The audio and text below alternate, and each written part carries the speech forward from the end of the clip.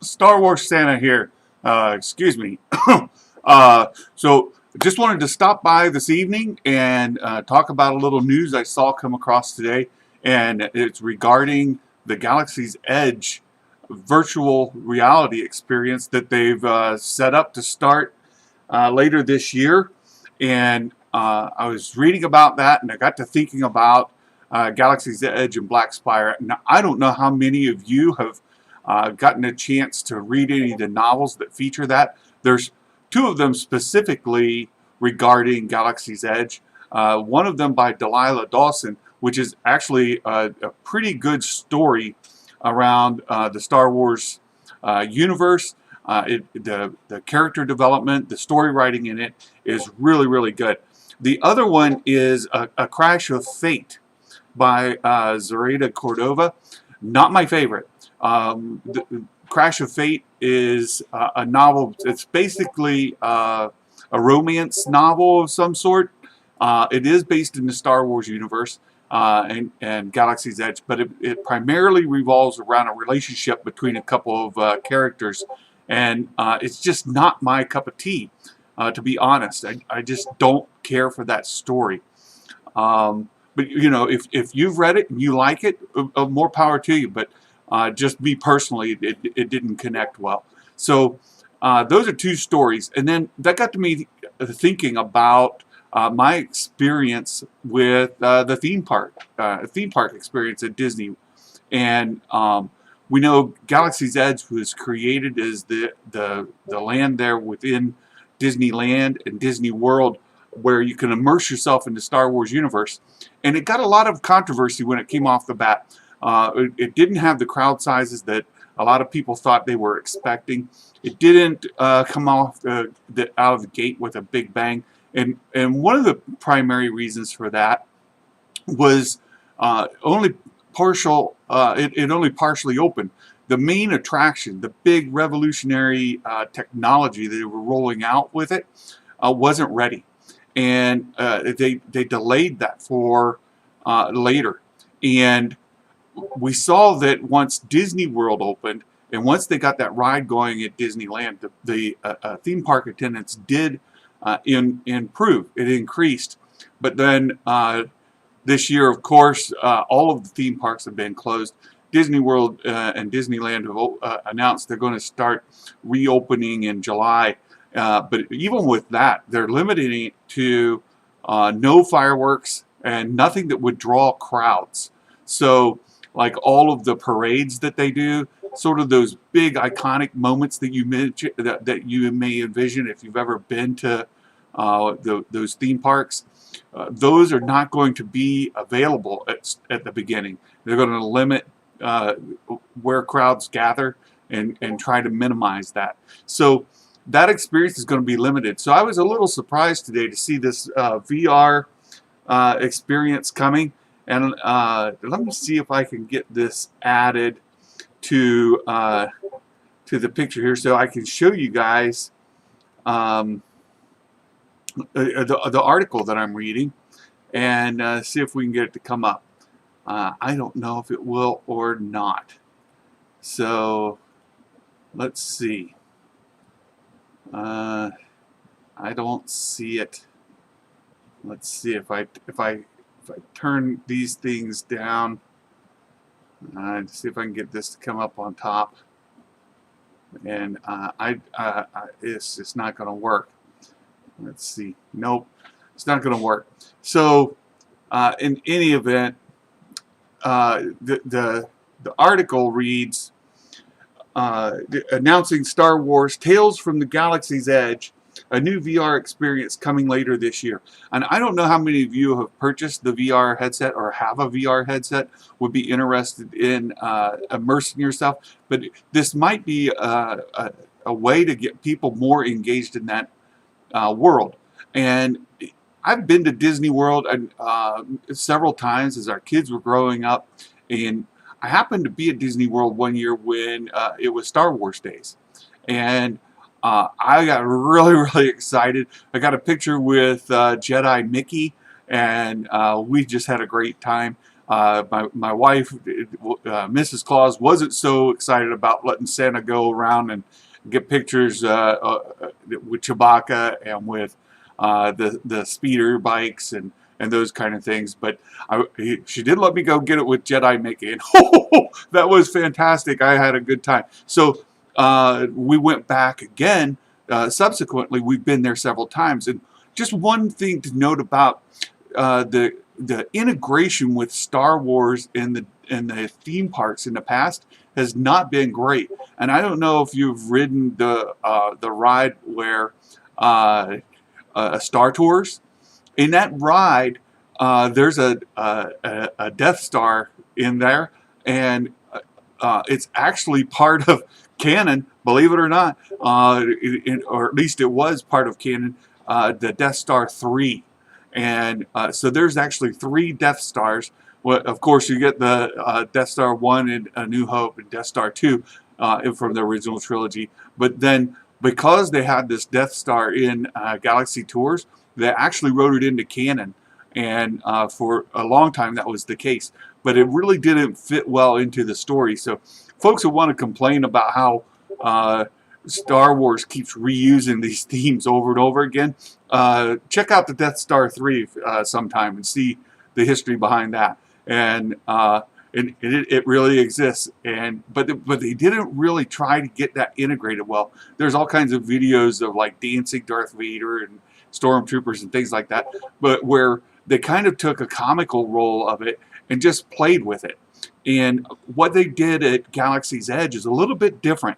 That is meant to be more of an immersive role. We got Vi Marati there, and this is a picture of her from Delilah Dawson's book of Black Spire. And Vi Marati is actually there. And so if you've read the book, and I'm granted, most people haven't, but if you've read the book and you see Vi, you'll recognize her. And there's several things within both of those books that refer to the culture of Black Spire or of Galaxy's Edge. And so it's, again, the Delilah Dawson book is actually a pretty good read, and I enjoyed it. The other one, not so much. So, and another point of reference, if you know it, leave it in the comments. I won't give it away here. I'll address it later. But if you happen to watch this at a later time, do you know that which movie refers to Black Spire or to Galaxy's Edge? And it's a Black Spire outpost. It's actually mentioned in one of the movies that's in canon. And if you could tell me what movie and who mentioned it, we'll recognize you in a future video. So let me know if you can find that. Who said who mentioned Black Spire and in which movie? So they've been working. Disney's been working. Lucasfilm has been working to integrate Galaxy's Edge together. So between Disney Parks and the Lucasfilm story group, they've been working to integrate that. And I know there's a lot of people that aren't really keen on it. They're not really into the whole theme park, the Galaxy's Edge. It's got a really bad rap out there from folks who aren't happy that it's so focused around the sequel trilogy and doesn't include enough of the original trilogy or prequel trilogy. And on that, I'll challenge you a little bit. If you haven't looked into it, there's a lot of fantastic Easter eggs in Galaxy's Edge that refer both to the original trilogy and to the prequel trilogy. And one of them is, and I saw this early on, one of them are the trash cans. They have the number on there from the trash compactor from A New Hope. And if you go through the park, you'll see that in Galaxy's Edge, referring to the trash receptacles. It's the trash compactor. So that number is there. You also will see from the pictures of folks like sitting on those outside of some of the stores. So those are there. There's a lot of integration. You'll see in one of the shops there's a tauntaun. You've got uh, from a loft cat from the prequels from and you've got things from even the animated series from the, in some of the stores as well. So all of those references are there that kind of bridge the entire time, and then there are tracks on the ground of like an R2 unit, and you can see those tracking through there as well. And point of note on that, they used the original R2D2 footprint castings to make those paths. So quite literally, those are R2D2's paths going through Galaxy's Edge. And there's also reference to Galaxy's Edge and Black Spire in, I believe it's Bloodlines. Leia goes there. So there's a lot of references that they're building into universe, and I get it. People are still kind of associating it really strongly with the sequel trilogy, and with the divide in the fan base, there are folks that are looking to kind of reject that. They don't want to spend time in that world. But my point here is just to try to increase the enjoyment. So if you're looking for sequel hate, I'm not going to give that to you. But if you really enjoy the original trilogies like I do, there's a lot of references in Galaxy's Edge.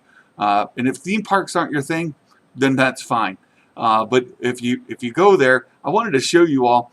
The last time I went, we got pulled out as VIPs. They saw Santa and they said, "Oh, Santa, why don't you come on back? We'll take you right up to go see Kylo Ren." So I got this picture, and we took this there at Disney World the last time we visited, and you see Santa's giving Kylo the look. Kylo's on the naughty list. He's been bad, and they took the picture just as I gave Kylo the side eye there, and that was a lot of fun. And you see my Star Wars T-shirt of Chewie and R2. It's a bit of a commemorative of Pooh and Piglet, but it's Chewie and R2, and the like the 100-acre woods with the sun or the sunset or the moon there is actually the shape of the Death Star 2. And it's got the cuts in it from the tree branches. So that's one of my favorite shirts. And I was wearing that shirt, and we got the picture there with Kylo. So the point is, if you go to the theme parks, you spend some time in Star Wars world, there's things to get involved in. And whether you want to get all in and kind of role play with it and go with it, or you just want to kind of see the spectacle of it, it's there for you. And in traditional Disney fashion, they've got these little Easter eggs hidden throughout. And one of the popular things to do in Disney World is, or Disneyland even, is to look for the hidden Mickeys. And in this case, while those do exist, it's still a lot of fun to look for the Easter eggs. And I won't give them all away. There's a long list of them. If you've been to Galaxy's Edge, you've got to spend some time there, and you found some Easter eggs, I'd love to see what you found. I haven't got a chance to go to Galaxy's Edge yet, but it's on my list of places to go some point, and I would enjoy it. So from there, then I wanted to go back to this VR experience and just read you a little bit about it. It's coming out later this year. This was announced just today that this Galaxy's Edge, Tales from Galaxy's Edge, a new VR experience is coming, and it's on StarWars.com. And Lucasfilm Entertainment Studio announced that they're developing the game. It's an action-adventure virtual reality experience in collaboration with Oculus Studios. So I've been resisting getting the Oculus hardware because it's very expensive, and there's just not enough there to warrant the cost. But it's one of the things that Santa hopes the elves will give him for a gift one time. But we'll see. Anyway, they're excited for fans to be able to step into Tales from Galaxy's Edge later this year. So it's already on track to be released later. It says this action-packed adventure not only speaks to the promise of connected and complementary experiences, extending the lore around Black Spire Outpost represents another step in the quest to transform storytelling to a living experience where you're inside the world, making consequential. They say making consequential choices that drive the experience forward, and it goes into some of the details there, and they've got a couple of like computer simulated screens, but that's the news that I saw, and it kind of spit me on this little side discussion about Galaxy's Edge as a whole, how Galaxy's Edge fits into the Star Wars universe, how it fits into some of the stories that are written, and even into the movies. So if you haven't been, I'd encourage you, and if you enjoy theme parks, share those experiences. And again, one of my major goals with this channel and in these discussions is to help build excitement and enthusiasm for people who love Star Wars. I love it, and there's not all things Star Wars appeal to me. Some of it I like better than others, and rather than belabor the things that I don't like, I try to find those nuggets of enjoyment, even in the things that I don't like, that give it more meaningful experience to me, to help enrich my enjoyment of Star Wars. So we're going to go somewhat short this evening. I just wanted to bring this story up and get out there and talk to you guys again. And hopefully we'll be able to come together tomorrow and talk a little bit about the next edition of the Mandalorian docuseries, The Gallery, and talk about some of the content in there. So I look forward to talking to you all soon. Take care, and I hope you have a fantastic afternoon, evening, morning, whichever time it is for you when you may be watching this. And remember, let me know if you know where Black Spire was mentioned in a movie and who mentioned it. Put it in the comments, and we'll recognize you in a future video. And always, I keep mentioning, we've got Santa's mailbox here right behind me. And if you would like to talk about a topic, if there's something of interest to you that you'd like to talk about, submit it. We'll put it in a letter, put it in the mailbox, and we'll pull it out for a future discussion to have here on the channel, and hopefully engage with some other folks and help more people get exposed to the franchise that we love and that we enjoy spending time in. So until then, I hope you all take care, and Merry